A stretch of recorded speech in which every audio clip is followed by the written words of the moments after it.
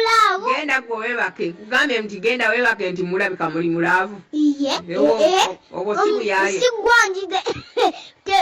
Olabika muli mulaavu. Nze nkugambye olabika muli mulaavu. Baby girl, have a seat.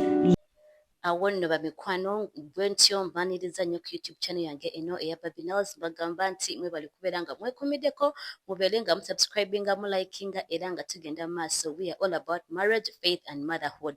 Naye ne kaakano mukwano kubiyitayita olaba mulimu embaga n'emikolo okwanjula biti bingi nnyo naye ne mugaleero gembaleetedde ye proposal ya ono n'omwana mutabani wa President wa Nuupu. Nkimanyi abasinga wenjogera bwentyo mba mukitegedde bulungi nnyo nti ono mwana mutabani wa Bobi Wine oba Mr. Kyagulanyi nga ono mutabani we omukulu first born. Era we twogerera leero mukwano gaafulumye dda nga atulaga ku muwala ono era nga si kutulaga bulazi muwala wabula atulaga akaweta. Mukwano akaweta ko kalabika kalumye dda naye era nga woomanyi ffe tuba ba social media in-laws mukwano era controversies zibeerawo kati tesitamanyi bannayuganda mukayana nti mwana muto oba mukayana nti yawafunye muzungu musooke muwulire na kino. Solomoni, yes, otukoze ki? obadde omwetaaga. Oyo mwana muto nnyo. Ate muto wewe wetagira because kati agenda Solomoni ali myaka ngaimbe kaka. Ate katuogere emyaka. Wewe 10 banga abiri. Tali myaka nje jimu ne Michelle owa Desire. Around the same age. Kati bane mwana wa abiri kati agala kuwasa. Bana bizibu byo nawe. Bali abana bakulide mulembe guno gwa genzi. Ba genzi byatuka. Ndako wala kazungu. She's European, you English. European? Muzungu. The Europeans. Filipino? No, European. Kalera wali bakubuuza mbugo olinda ki? Muzungu, ni bali babuuza. Peta yi. Ono no Solomon yavuddeyo n'atulaga bw'atyo ebifaananyi nga bali ku yacht oba boat mukwano nga kiraga nti atadde agenze on one knee kitegeeza either apropose nze oba awadde promise ring.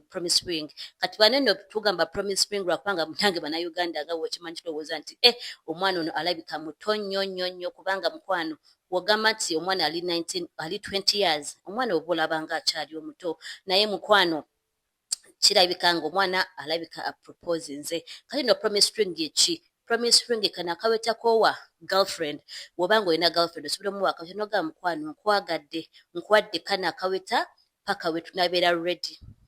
Kati proposal ring ekitegeeza ati proposal ring eno yempita gy'owa omuntu ng'omufiyansi nze omugambye nkwagala era nkusaba obeere mukazi wange. So it is either one of the two.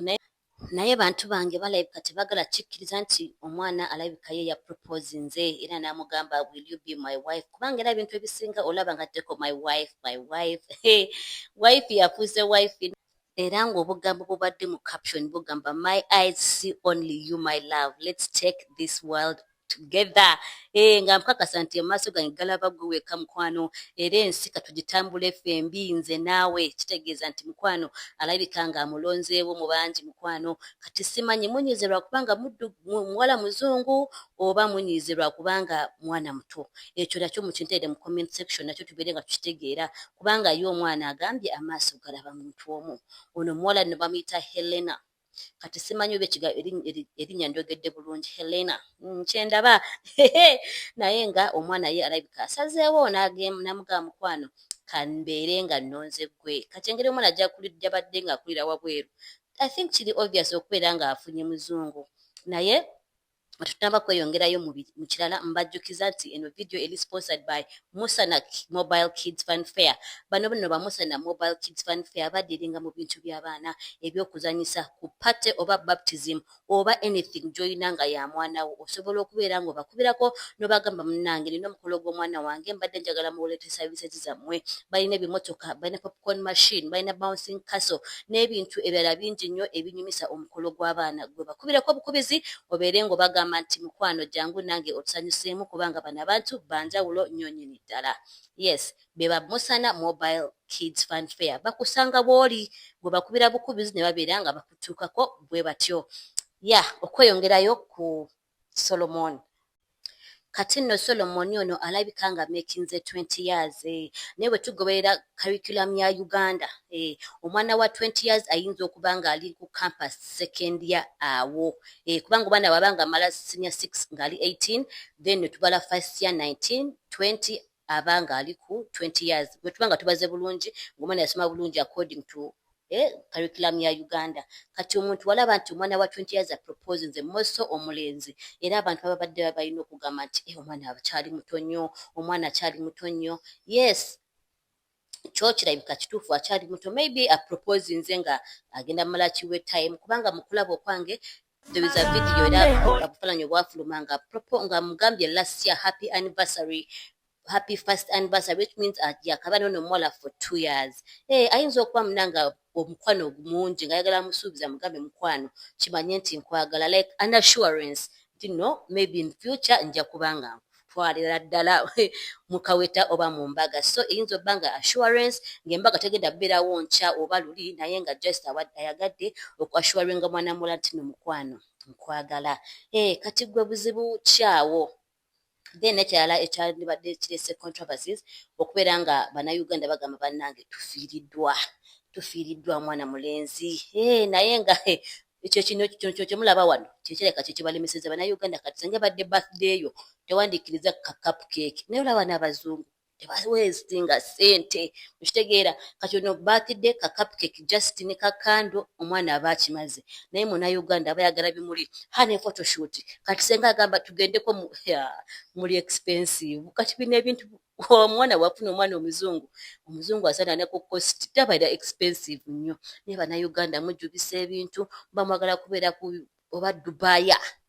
kati senga musabe trip to Dubai trip to Maldives naye kati ndowooza omwana mumulabye amututte mu restaurant asaze cupcake kameka si sente nyingi but she's happy and grateful kubanga eri baba babaza naye bannayuganda we are after money kati ndowooza Solomon agambye why kangende n'omuzungu anaategeera embeera but anyways ffe wano ku Babinels YouTube channel tukiririza mu bufumbo era tugamba nti wabanga omwana asazeewo nti amutwale kugina emyaka namutwale mu butongole kamutwale munnange tukusabira busabizi nti ekintu kitambule bulungi nga bwe wakibala mukama abakulembere era mukole ebintu the right way because nga bwe tukimanyi of course Solomon akulidde mu family eri upright akuzala ba mami and daddy so it is obvious okubanga omwana ono asazeewo okubeera nga proposinga era akole ebintu the right way mbuka ngende mu wedding then tuleke tuzaale kansome tugende mu wedding then tuzaale it is actually obvious nti kubanga akulidde mu family ngeri straight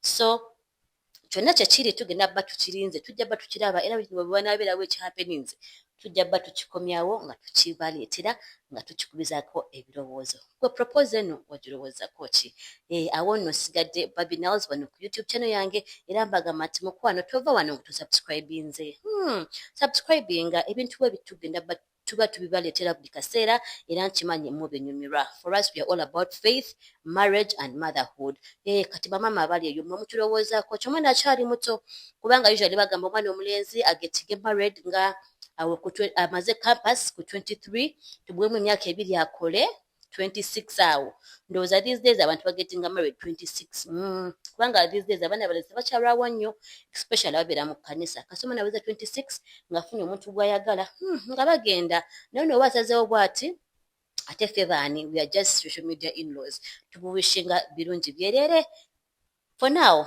katubeere nga mberekereza I'll see you in the next video. Thank you for being here. I love you for watching. Bye bye for now.